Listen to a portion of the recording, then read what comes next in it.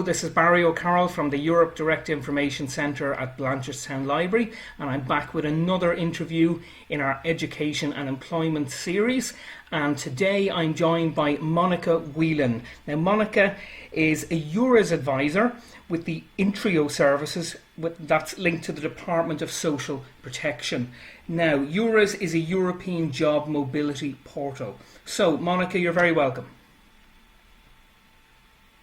Thanks, Barry, very much. I'm delighted to be here this morning. Thank you very much. So, for a start, a lot of people are not familiar with what EURES actually is. So I mentioned it was a job mobility portal for Europe. Could you expand on that a little bit? Well, what EURES is, it's the European Employment Services, which was established by the European Commission in order to promote the free movement of workers between the European Union and the European Economic Area countries.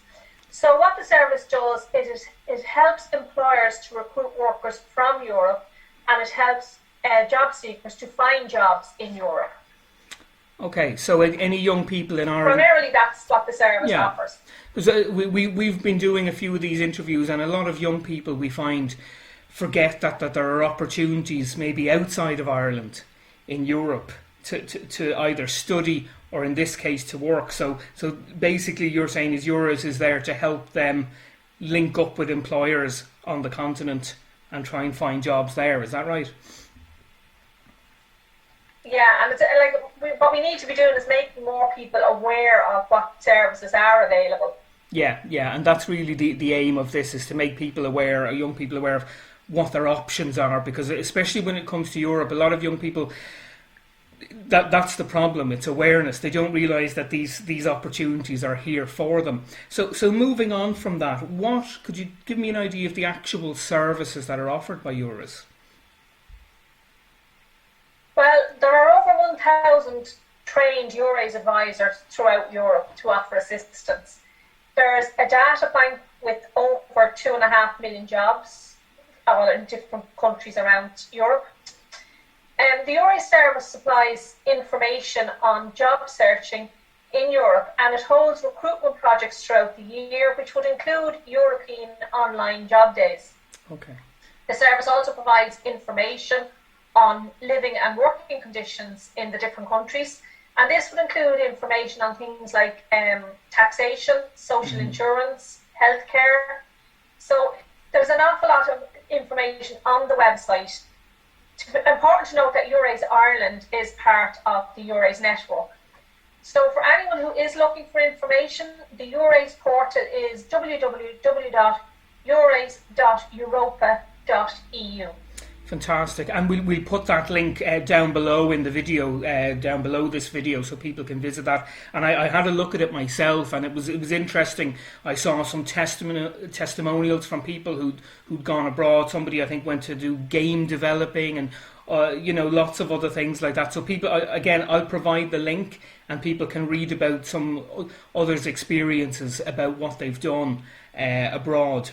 And I think what you said about not just linking people up with employers, but also giving them information about life in different countries and tax systems, that's really, really important. And it's a great life experience to get as well, I think. And we've spoken to some other people in these interviews who've lived abroad or helping people study abroad. And those life experiences are really, really important. And they look great on a CV as well, I think.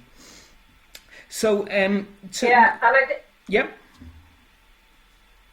I think it's important for people to be able to see that, at face value, what people have achieved by moving to another country to work.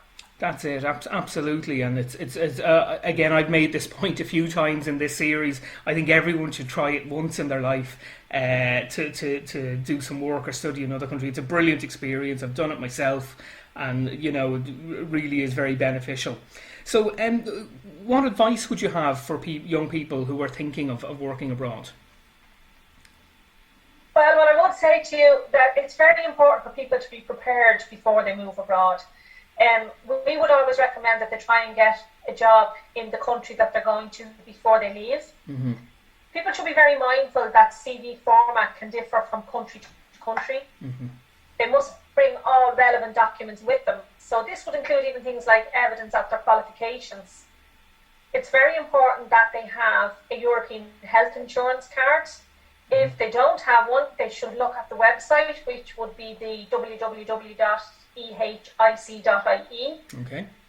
And primarily make sure they bring sufficient funds with them to make sure they've enough to tide them over until they actually get paid. So, yeah, I see what you're saying about it. Like things like health insurance are particularly important. These are the practicalities. And again, one of the advantages of being an EU citizen is that you are entitled to health cover in different European countries. So a lot of people often are concerned when it comes to moving abroad to work or study, in this case to work, about the financial aspect. It can seem very daunting and expensive. Are there any financial supports available for people thinking of doing this? Well, if somebody is moving abroad to take up work, they might be interested in the targeted mobility scheme. So this scheme offers financial support to European Union citizens over the age of 18 who are moving abroad. So it's funding towards the relocation. Some examples of the funding would be towards an interview allowance towards travelling abroad for an interview, or an allowance towards travelling to take up a new job. So there are a few different allowances. So it's to be mindful of, be aware of them there, but it is kind of on the basis that you are travelling to another EU country. Yeah, so I mean that's good to know that there is some help available there for people, and again, all that information is available on the EURES website, is it? It is indeed. That's great. So again, we'll provide that link, and you can have a look through that.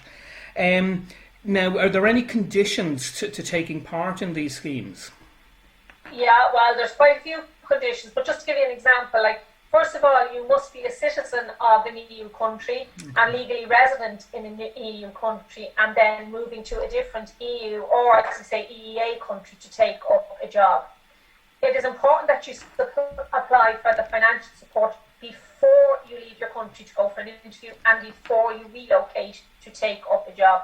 You cannot apply after you have done it. The job you apply for must be for a duration of at least 6 months, and you're actually expected to stay a full 6 months. The working hours must be at least 50% of the working hours in that country. So, for example, if their normal working hours is 40, they must be there, and the job must be for a minimum of 20 hours. And the wages and the working conditions must be in line with the national agreement for that country or their minimum wage. If an employer is providing funding towards travelling to an interview or towards the accommodation, then you wouldn't be eligible for the scheme. Okay. I'd also say the scheme supports sustainable recruitment, so there are some roles that are excluded from the scheme. Okay, so it has to be in some kind of employment that's that's sustainable. Okay, that's interesting, because we've done events before on the European Green Deal, and it's interesting to see that environmental issues are being brought into all aspects of these schemes. Could I just ask you one thing? Would it be important to have a knowledge of the language of the country you're going to? Yes, that would be, we would recommend people have the language, like particularly even the likes of Germany. Germany would have a lot of IT roles, but German language would be conditional to get one of these roles. So it is kind of important that you speak the language, because primarily not all European countries are English speaking. A lot of them will speak English, but jobs can be conditional on having the language. Now, the likes of Malta or Cyprus might be options for more English speaking jobs. Okay, but in general, you would have to have a good knowledge of the language spoken there. And just earlier on, you mentioned EU countries, but you also mentioned EEA countries. What exactly are those? Well, we do provide services for the European Economic Area countries. Okay. And with the grants, not only are the EU countries, but Norway and Iceland are included for the grants. Okay, so there's a couple of non-EU countries included in that. And just finally, what I'd like to ask you, and it's kind of linked to that, is has Brexit had an effect on the EURES schemes and the fact that the UK is no longer in the EU? Well, the UK wouldn't be covered any longer under the EURES programme. That's not to say that people are not still moving to the UK. Like primarily, UK was popular for teachers, but they wouldn't be eligible for the grants now with the Brexit. Okay, so that's just something to be aware of when thinking about a country to choose. So listen, that's been really, really interesting, and I think again, it's just to show any young people, whether they're watching this in their schools or at home, that working in Europe for a period of time is an option for you. It's a fantastic thing to do. If you look at some of the other interviews in this series, you'll hear from some people who have actually done that. It's a brilliant experience. You learn so much. You meet people. You get great life experience, and it looks fantastic on a CV. If you do decide to come back to Ireland to work, it's a really good thing to do. So, Monica Whelan, thank you very much for answering my questions. Much appreciated. Thanks, Barry. Hopefully, people will get some insight into working in another country if they go on to the EURES portal.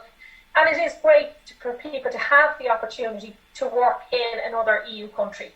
So thank you very much. Thank you, Monica.